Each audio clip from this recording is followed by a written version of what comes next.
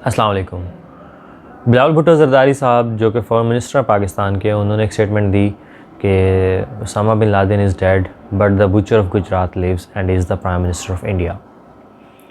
इसके रद्द अमल में जो मिस्टर गोशी हैं, spokesperson for external affair of India, उन्होंने बहुत सारी बातें की कि हर सिटी जो है दुनिया में उसके ऊपर एक छाप है पाकिस्तानी टेररिज्म की। आप अजमल कसाब को भूल गए हैं, पुलवामा को भूल गए हैं, पठानकोट वगैरह को भूल गए हैं। तो मैं उनको याद कराना चाहता हूँ कुछ चीज़ें जो इंडिया वाले भूल गए हैं। हम बुचर ऑफ गुजरात नरेंद्र मोदी को क्यों कहते हैं? 2001 में 9/11 के 3 हफ्तों बाद जो बीजेपी है उसने केशुभाई पटेल जो कि उस टाइम सीएम थे गुजरात के, उनको हटा के नरेंद्र मोदी को सीएम बना दिया गुजरात का। और उनके बनते ही फरवरी 2002 में होता ही है कि हिंदू पिलग्रिमेज, उनकी एक ट्रेन होती है जिसको आग लगा दी जाती है और जिसमें 68 हिंदूज़ जो हैं वो मर जाते हैं। वो ट्रेन जो है गोधारा स्टेशन पर खड़ी होती है तो वहाँ उसको आग लगाई जाती है। अब होता ये है कि वो कहते हैं कि इर्द गिर्द के जो मुसलमान हैं उन्होंने आग लगाई है और इसके रिवेंज के तौर पर वो तकरीबन 2000 मुसलमानों को इर्द गिर्द के इलाकों में दिन दिहाड़े स्लॉटर कर देते हैं और तकरीबन 1.5 लाख लोग जो हैं वो रिफ्यूजीज़ कैंप में भेज दिए जाते हैं इस बुना पर कि कहीं उनको कत्ल ना कर दिया जाए।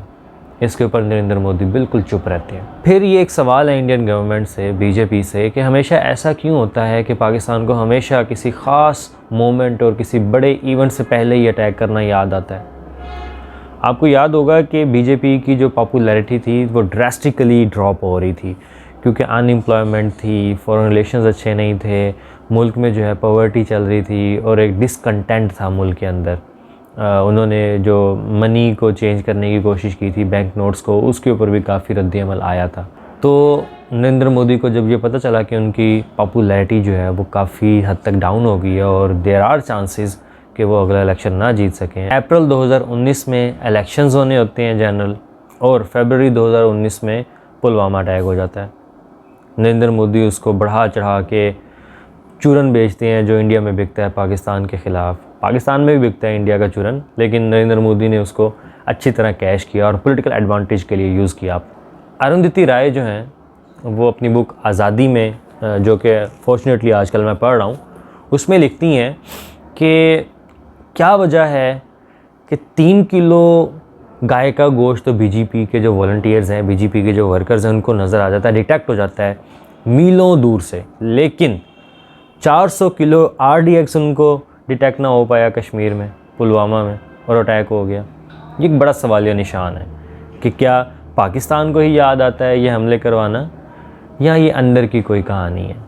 और फिर जब पुलवामा के बाद कश्मीरियों को मारना शुरू किया गया, टारगेट करना शुरू किया गया कि तुम भाग जाओ यहाँ से, दफ़ा हो जाओ यहाँ से, तुम्हारी वजह से ये अटैक्स हो रहे हैं, तो मोदी साहब बिल्कुल चुप साध गए। ऐसा लगता था कि मोदी साहब ज़िंदा ही नहीं है शायद।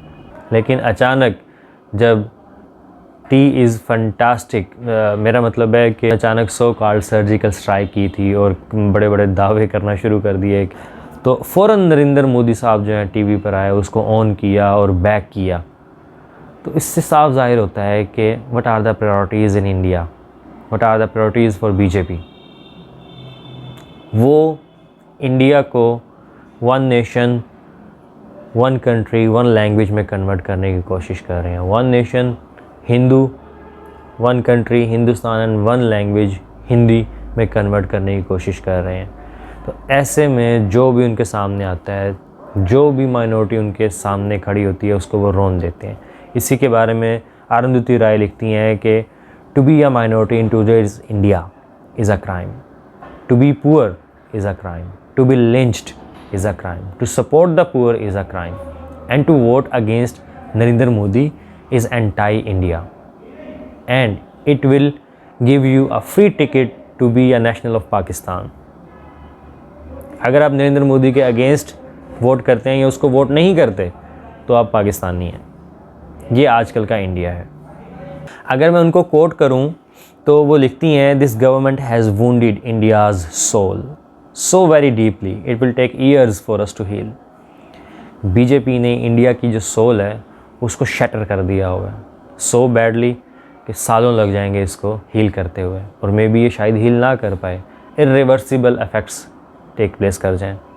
बात सारी ये है कि जब ब्रिटिश इंडिया आया तो उसने डिवाइड एंड रूल का फार्मूला अपनाया। आज का जो इंडिया है उसमें नरेंद्र मोदी बीजेपी जो है वो अपना रही है डाइवर्ट एंड रूल का फार्मूला। अरुंधति रॉय लिखती हैं कि India is a country which lives in several centuries simultaneously, मतलब कोई बहुत एडवांस्ड है, कोई बहुत बैकवर्ड है, और किसी को पता ही नहीं है कि मुल्क में क्या हो रहा है। पाकिस्तान भी इससे कोई मुख्तलिफ नहीं है, पाकिस्तान भी सेवरल सेंचुरीज़ में रह रहा है साइमल्टेनियसली।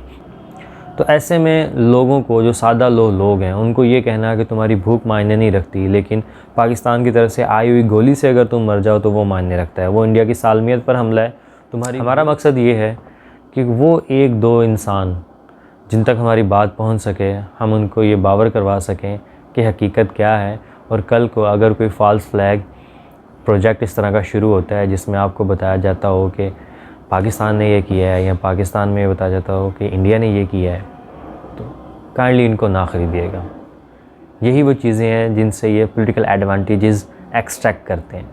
अगर हम इनको ये एक्सट्रैक्ट नहीं करने देंगे तो मे भी हालात बेहतर हो जाएं। शुक्रिया।